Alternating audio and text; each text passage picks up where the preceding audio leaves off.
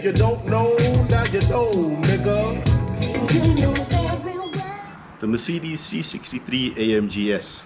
If you're looking for a nice little runaround car that's fuel efficient, that you can go to the shops to buy bread, that's not going to be too much of an attention grabber, this ain't that car.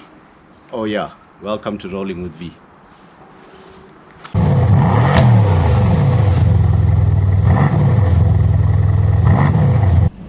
Okay, so a few differences on this car is it's got some of the trim that's been blacked out. So previously the lip down here was silver, and around the grille as well would have been silver, and this trim around the door as well, all of that has been blacked out, and I think it makes quite a big difference in terms of the overall look.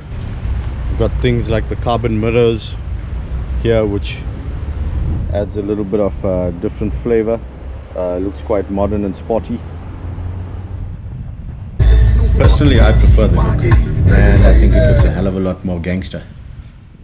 Over this past week, I've done a fair amount of mileage with this car. We went on a good road trip. Started off in Durban, KwaZulu-Natal, and we drove all the way through Drakensberg, and nice mountain passes, windy roads, and then we headed back to Durban and then down the south coast. So I might add that we use this car in a whole lot of different weather conditions, so got a very good feel for it overall, as well as with passengers and a full trunk of luggage, as well as empty. And I'll tell you, there's quite a big difference in performance with although it's got 700 Newton meters of torque, you will see that when the car is empty with just a single person, the performance difference is quite substantial. Anyway, enough talking. Let's get this bad boy on the road and see what it's about. 700 Newton meters of torque going straight to the back wheels is not a small thing. It feels mega when you put your foot down. It throws you straight back into your seat, and you have to hold on.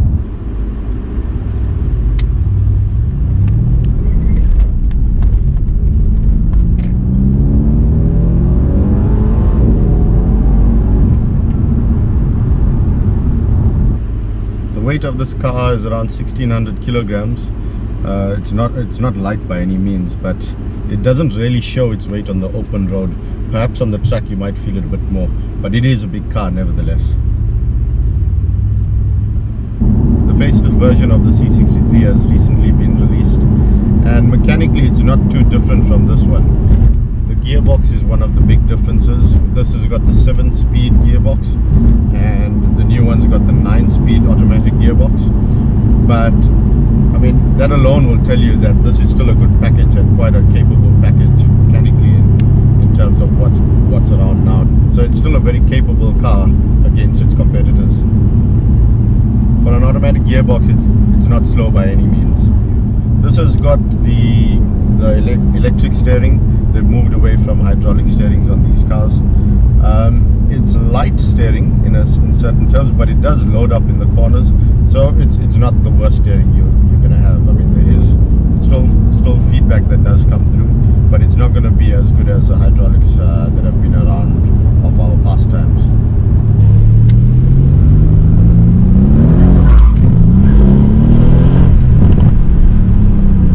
But I think Mercedes have done a pretty decent job in terms of getting the weighting of the steering right. When you're sitting in traffic, not an issue. If you're parking, not an issue.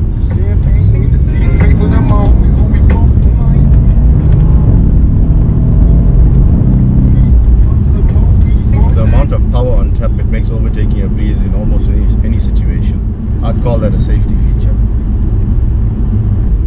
Just by the way, this car goes through tires every 4,000 kilometers. With that amount of torque, it really works the back tires. I do feel that the engine noises are a bit muted, and most of the exhaust sound is what comes through to the cabin. I'd like a little bit more of that engine sound to come through so that you can hear it up front in the cabin as well. At the moment, most of this noise comes from the exhaust. From the outside, it sounds like the big bad wolf's going to come and get you. It really sounds amazing from outside.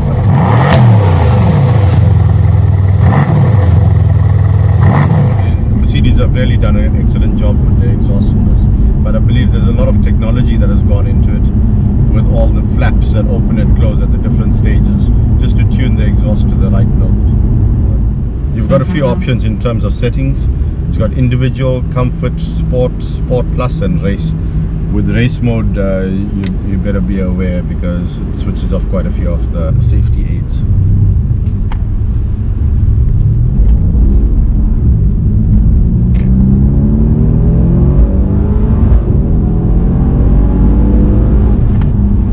With so much of power on tap, with the first two gears, if the traction control is in its mild setting, it comes on quite often and you feel like you get stuck. The traction control's got three settings, or 3 stages. I prefer the traction control on a more of a medium setting. The mild setting is off the line. It's pretty obtrusive and cuts out all the power. Most of the time it becomes a bit of a pain to drive, but once the traction control is turned off, expect it to be quite loose in the first 2 gears. As soon as you put your foot down, the back wants to go all over the place, and you think it's trying to kill you all the time. It's better to feather the throttle to get off the line quicker, and then thereafter it's quite stable from 3rd gear onwards.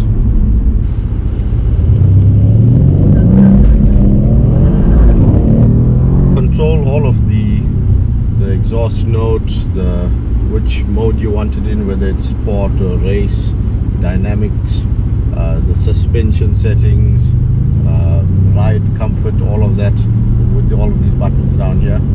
But I think ideally for normal road use, it'll be cool to just have it personalized to what you would like. So you set it up initially, and then it's just a matter of swapping the setting to your own personal preference, and thereafter you're good to go, instead of having to fiddle every time you want to drive it hard. The interior is really nice place to be. There's certain creature comforts in here that let you know that you're in something special. For instance, right now you're probably wondering what the time is.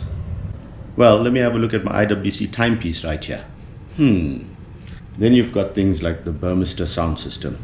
Now, this is no ordinary sound system. I mean, if you've done a little bit of homework, you get the Bose and those type of things in your other cars, but Mercedes chose to go with Burmester. Burmester is definitely not your run-of-the-mill audio system. If you look at it in the hi-fi industry, Burmester is one of the top-notch brands in stereo and a real force to be reckoned with. Gangster music or no gangster music, it sounds awesome. It's got the sporty bits on the interior. This one's got fitted with the carbon fiber trim on the inside. The ride quality is firm. Even the seats itself have got quite a firm feel, but it's by no means bone shattering, and actually it's a good balance between sporty and comfort, and the seats are extremely supportive. It's got a nice look as well.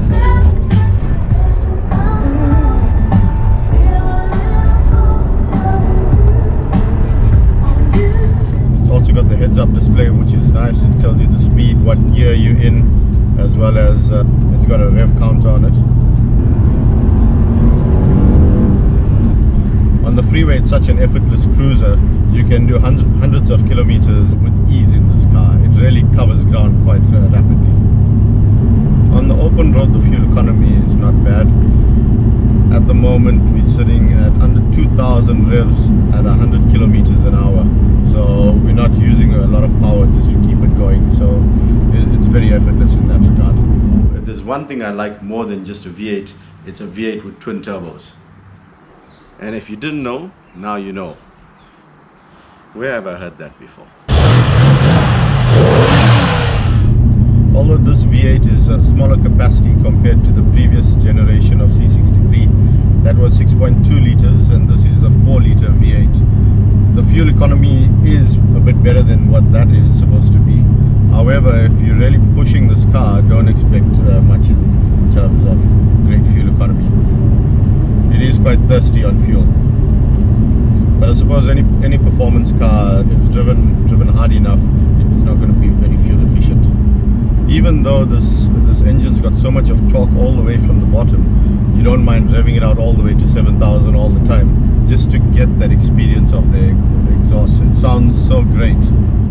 Okay, we're putting it in race mode. Let's see what it does.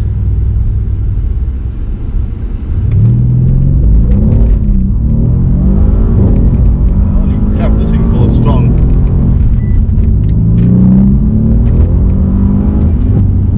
Under full throttle, the back does a little bit of a jig when you got your foot on it and you change lanes. But it's good that you can feel it, so you can control it properly with the steering, and the steering inputs really work nicely. The steering rack's got a nice ideal pace, so it's quick enough, but it's not too sensitive. It's quite a lucky car when it's not trying to kill you. I had 3 passengers and a boot full of luggage, and with this amount of power, the travel is absolutely effortless. Years ago, 500 horsepower was considered supercar territory, but now it's good that you've got it in a family sedan, 4 doors. You can accommodate enough passengers and a boot full of luggage, and you're away. Hope you guys enjoyed the video. If you did, please be sure to like, share and subscribe. Take it easy, guys. Cheers.